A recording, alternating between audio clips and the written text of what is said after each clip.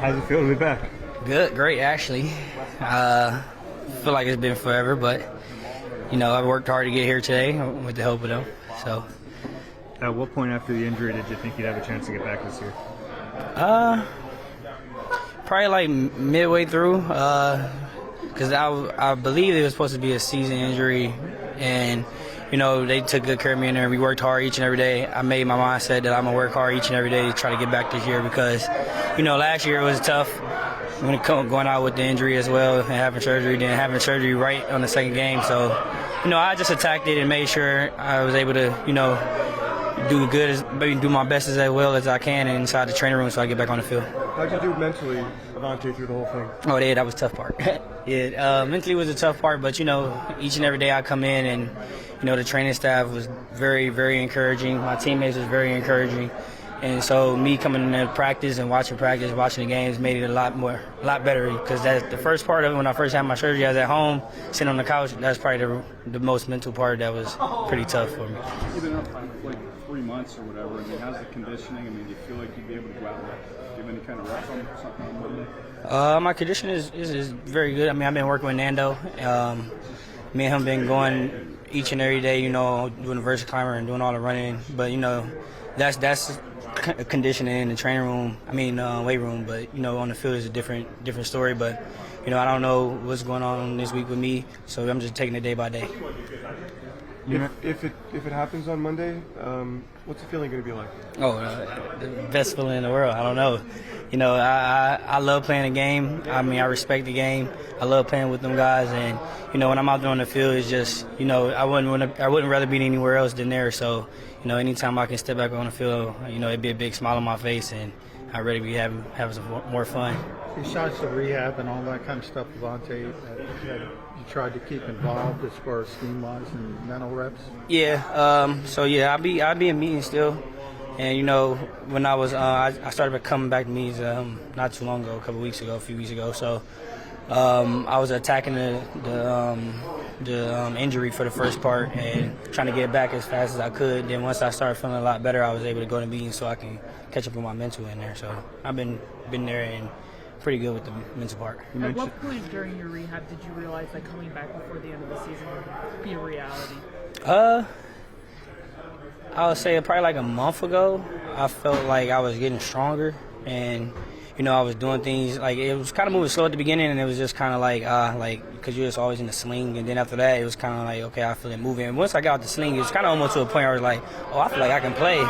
But at the same time, I knew it was still weak. And then once I got in there and started doing all my normal things that I usually bench press and things like that, and I was doing it with my left arm, I figured that my strength, I just got to get it back to, not exactly the same as my right, but close to it, and I'll be able to compete. You mentioned the mental aspect. Did you think it was over when it happened? That your initial thought was? Yeah, because it takes a long time for it to heal, so I did think it was over. But we all got different bodies, and we all heal differently, and I figure I heal pretty fast, and I'm a guy, pain tolerance is pretty higher than the normal, and because playing on last year with my toe, turf toe, I needed surgery on that, and I still play. So I just take it one day at a time, and I see how my body feels, and then I'll take it from there. You mentioned the mental aspect was the toughest. Is that because of all the injuries you've had to kind of deal with over the last few years? Yeah, injuries happen, but these are my first two serious injuries, other than I don't know what year it was for me with my neck, but having surgery was my first two surgeries, and I had surgery twice in 1 year, so that was kind of tough on me. I had the surgery right after the Super Bowl, then I had the surgery, the second week of the season. So that was the tough part about it. But other than that, just kind of attacking every day, making sure I do the things that get me right and put me back on the field. You said it helped once you got back to the team. What was that process? Yeah, for the men's part, yeah. So like I said, I was at home for the first start of my surgery, and I couldn't be, around or traveling with the team. So that's the tough part, just watching them on TV. I'm just at home, and I feel like, you almost like you distant from the team a little bit in a way. But, once I was able to start coming back around, I felt a lot better. And like I said, the guys in there encouraged me. These guys here encourage me every day, so it made me feel a lot better. Do you think there's enough time? Pearson kind of made it a revolving door at the slot. How tough was that to watch? I know Roby's come in and kind of given some stability there, but how difficult was that to watch? Kind of a revolving door, trying to find somebody take your place and Zach's place? It's tough. I mean, it's slot is a hard position. I mean, it's a lot of responsibility. You got to be able to be vocal and talk, and you got to be confident in what you're doing, and so it's not easy, and I know it's not easy. So you can't fault anyone that's being put inside there. Definitely with the younger guys, and they trying to learn it, and I feel like they're doing their best they can, and I'll try to do as much as I can to help in a way. And like I said, like even when Sydney in there, I just told him to be confident. When you're in there, you make the call, and then y'all play it. And if it's wrong, we all wrong, but it's gonna be right because 2 negatives make it positive. So we gonna do the right thing. So we just gotta be more confident in there. And we brought in Roby, and he's a vet, and he knows what he's doing inside there. And all the rotation that's going on, it's kind of tough, but. You got to be able to compete when you're out there. So whenever you're out there and you get the opportunity to play, you make the best of it. How about Bradbury? Yeah, Bradbury's in there too as well. He usually on the outside, but it's good seeing him in there as well. And I was helping him a little bit as much as he was in there too. Yeah. I had it done. I had it done in 2019, you see? Yeah, no, I did it in 2019, but I had it done like 2013, my rookie year. Okay. Yep. So why do you think? What was your opinion of them taking the play calling there from Sean's side? Was my opinion? Well, I mean, I say as in my opinion, just because as in players, like I said before, it's like I feel it's our fault. We failed them, and and that's the sad part about it, because of the fact that I don't like seeing a man get demoted because performance, but this is an organization of can't get the word out. It is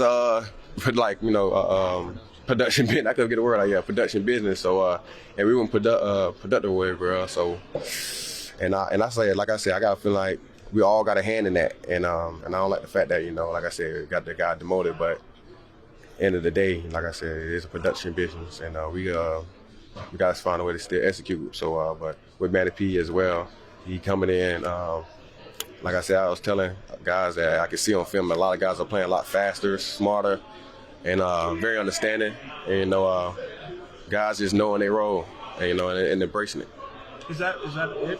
What's the difference with Matt and Sean in terms of is it just guys knowing their role? What's making? Well, I think because of the fact, as we lost a lot of, we lost a very important piece, and of course he's coming back as well, as you see Avonte, and going with guys that's never been there, change position. That's just a lot to learn, and you can so.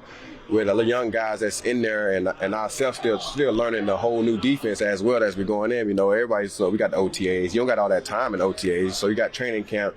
So when you go into training camp, you're only going in probably like a week or two with yourself, practice against yourself. Then you go against another team. So you're kind of like preparing for them. So it's like you gotta have like veterans that can actually learn the position. And guys like that will just learn to just corner all year, and then you got to just switch that.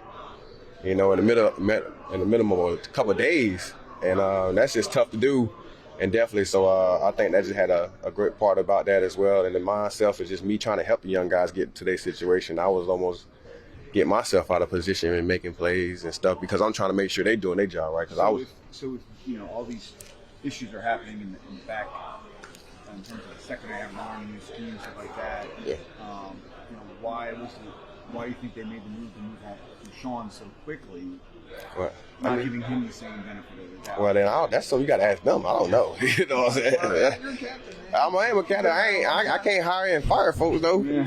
So I can't do that. But that's something you probably got to ask them because I don't know that answer. That's a big answer for the big bosses. When we first heard that Patricia was coming in to join the organization, I think the common reaction was like, Slay's not going to like that. Yeah, everybody kind of figured that. Yeah, you know what I'm saying? Of course. I mean, was that your first reaction? I mean, my first reaction never liked that because they called me firsthand. They called me and just asked me, "Hey, we thinking about it. Are you going to be cool with it?" And I said, "Yeah." You know what I'm saying? I know one thing about him as a coach, he want to win.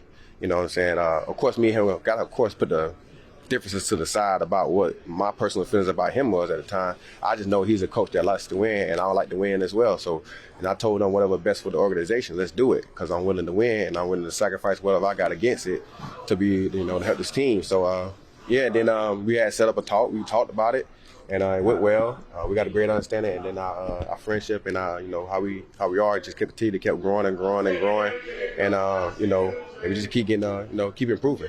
What do you think of the way that he hugged you before his press? Oh yeah, he kind of like almost give me a hug at least once or twice out the week. You know what I'm saying? Just to holler at. He was like, "Hey man, how you doing?" And just be chopping it up, man. We just talk ball. Sometimes we talk ball. Sometimes we talk, other stuff. But yeah, man, he been very great addition to here, man. He been a great dude.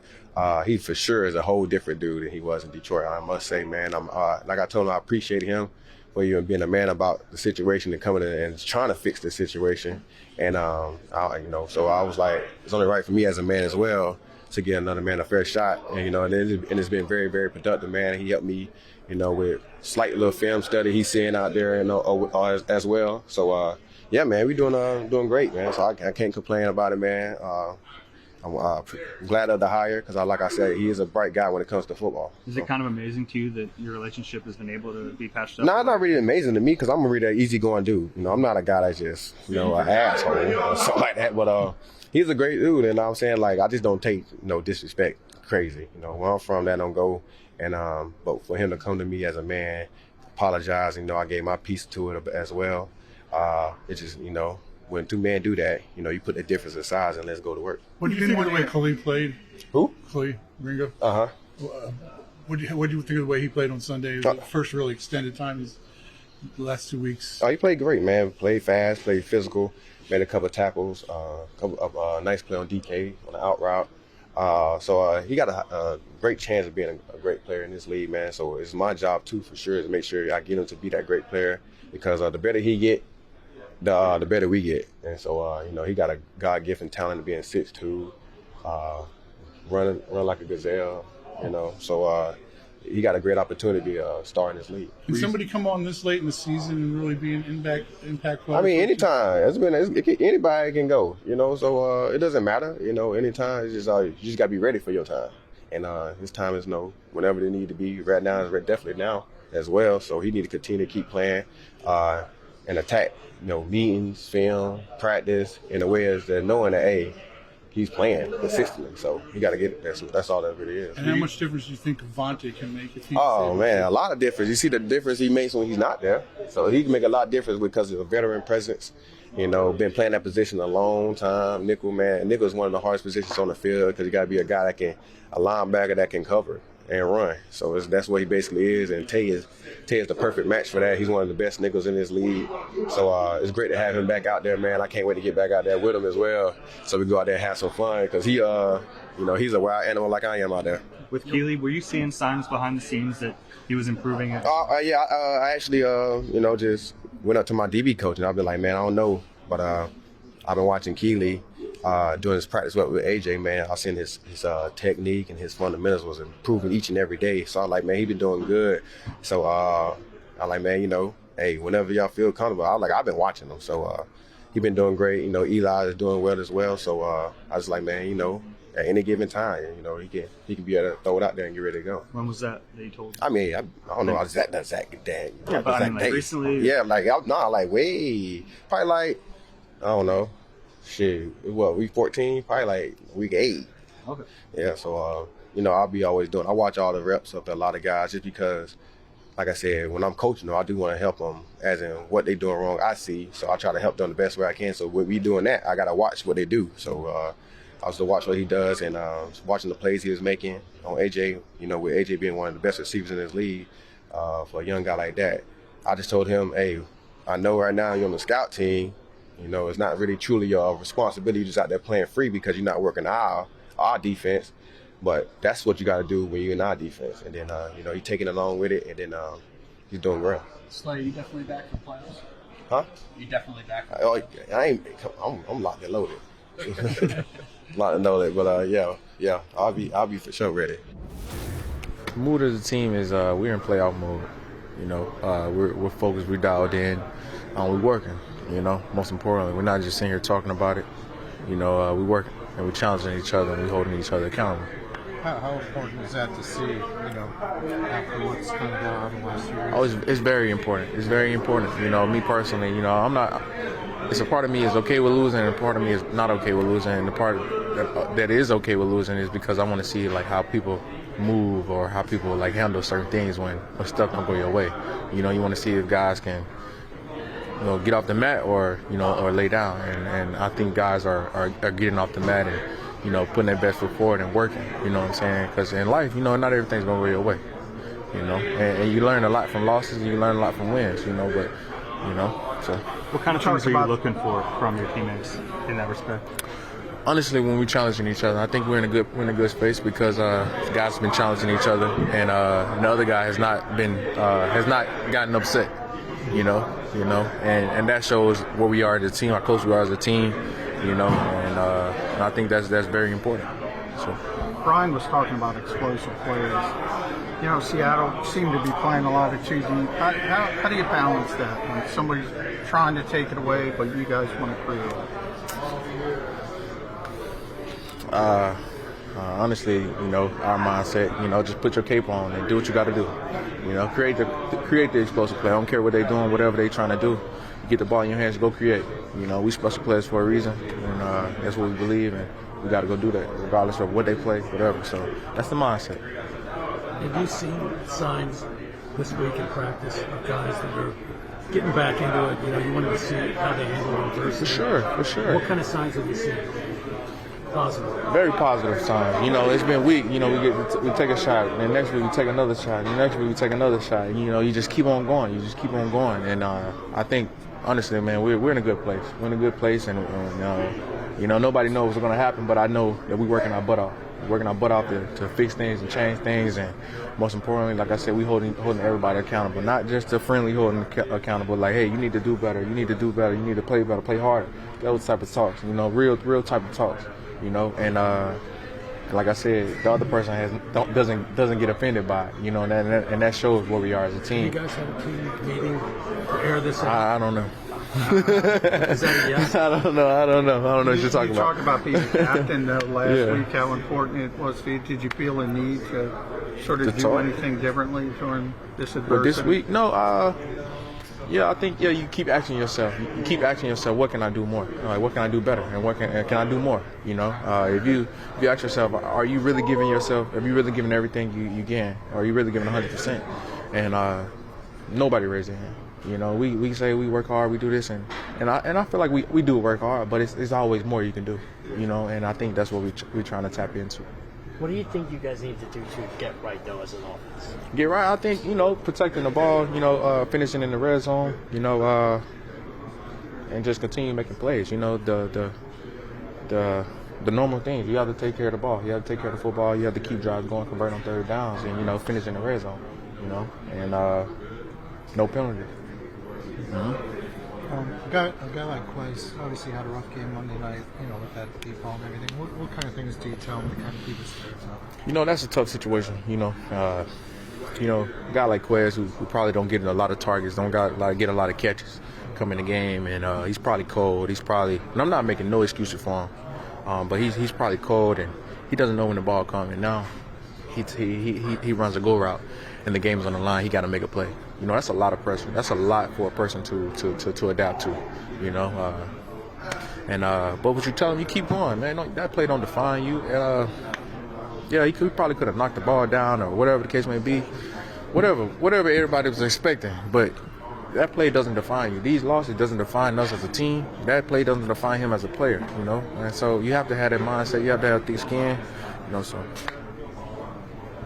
you got some clapback on social media.